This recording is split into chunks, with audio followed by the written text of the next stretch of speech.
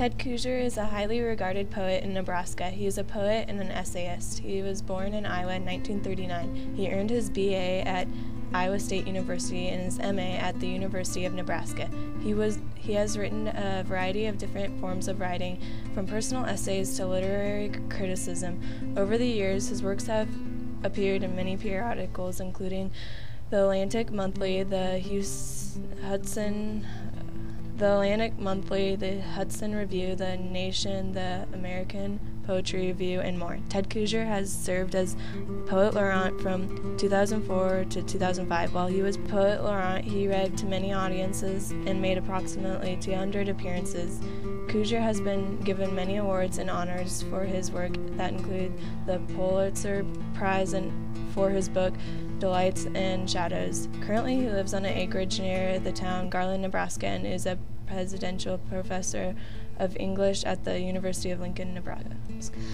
Spitting up dust in corn chucks as it crossed the chalky, exhausted fields, it sucked up into its heart hot work, cold work, lunch buckets, good horses, bad horses, their names and the names of the mules that were better or worse than the horses, then rattled the dented tin sides of the threshing machine, shook the manure spreader, cranked the tractor's crank that broke the uncle's arm, then swept on through the windbreak, taking the treehouse and dirty magazines, turning its fury on the barn where cows kicked over buckets and the gray cat sat for a squirt of thick milk in its whiskers, crossed the chicken pen, undid the hook, plucked a warm brown egg from the meanest hen, then turned toward the house where threshers were having dinner, peeled back the roof and the kitchen ceiling, reached down and snatched up uncle and cousins, grandpa and grandma, parents and children one by one, held them like dolls. I looked long and longingly into their faces, then set them back into their chairs, with blue and white platters of chicken and ham and mashed potatoes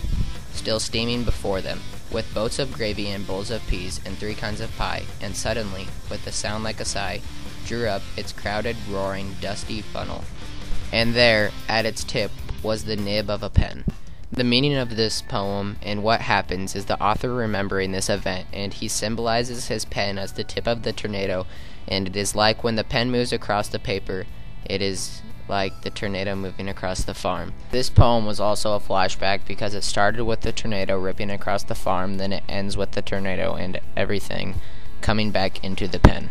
Arthur was sitting at the table and looked down at his pen, and that triggered a memory of looking at a tip of a tornado. The fields are exhausted, and that is a human trait because a field can't be exhausted. Also, the tornado can't strike objects up into its heart. The tornado doesn't have a heart. Today I'll be telling you about my group's personal reactions of the poem Memory.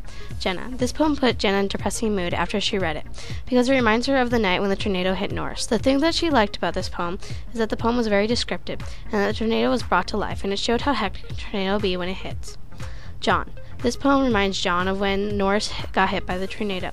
It also makes John feel sad that all the destruction it caused. The other things that he thought about when he read this poem is that it reminded him of the movie Twister.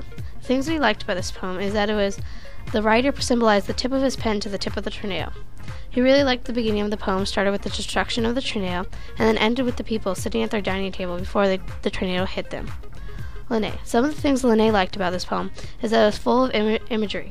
It put images in her mind. This poem reminds Lene of when she lived in Kansas, right along the tornado valley. All the tornadoes that were near her house as a child. It also reminded Lene when the tornado hit to school. The poem made Lene feel sad and upset because it brings sad and scary memories to her mind when she reads this poem.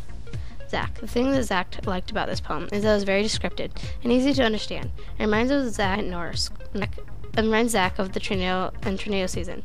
Zach really enjoyed this poem. He liked how the writer made the tornado a person and act like a human throughout the poem. This poem also made Zach feel sad because basically the tornado destroys a farm and it talks about all the destruction.